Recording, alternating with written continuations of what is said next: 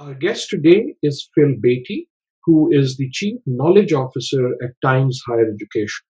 And we're going to ask him what he thinks the future of higher education might look like globally in a post COVID world. Universities absolutely depend on international mobility, the flow of talent around the world. And obviously, this crisis puts a huge question mark over the future of that mobility, not just in the immediate term, but also the longer term fallout of how it affects and changes international education. The UK is talking about a possible £2.6 billion hole in the finances this year, primarily driven by the loss of international students. Australia is talking about similar numbers. We don't yet know whether universities will even start their academic terms in September, October this year. We don't know the longer term fallout. I think we can be really clear and say that global higher education will change profoundly, and I do think it will change forever. Profoundly, forever. Those are big words. Tell us more about what you are thinking when you use them. The economic fallout of this crisis, the drop in global productivity and threat to the world economy, I think will challenge the actual literally the number of people who have the means and the hunger and the desire to actually invest in an international education. So I think there's a big question around the growth stopping. I think that also leads to major questions around the destination. Traditionally, we've seen students primarily from the East moving west for their education. I think the balance there will shift. I think there might be more East-East mobility and talent flow.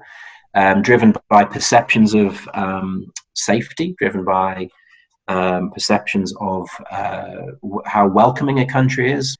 The Australian Prime Minister saying, hey, international students, go home. Donald Trump, of course, with his nationalist rhetoric, sending out quite negative messages.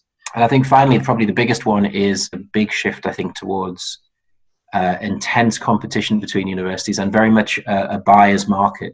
Power moves into the hands of those students who have the means and the ability to travel, because I think universities are pretty desperate for them to come, desperate for their fees, dependent on those fees for their financial health, even their financial survival.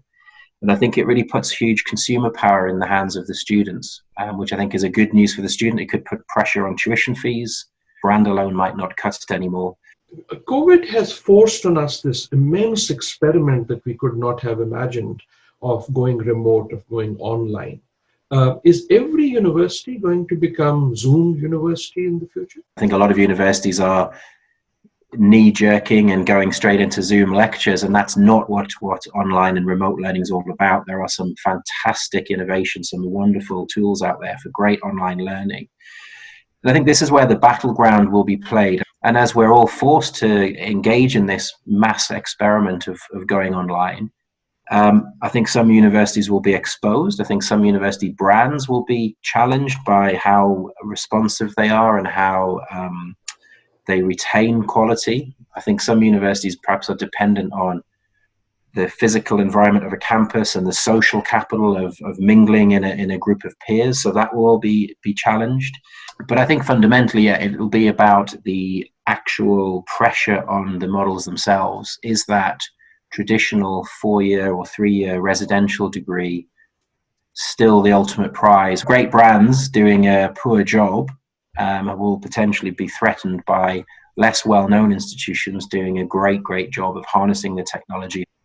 What is your worst fear in terms of what could happen to higher education?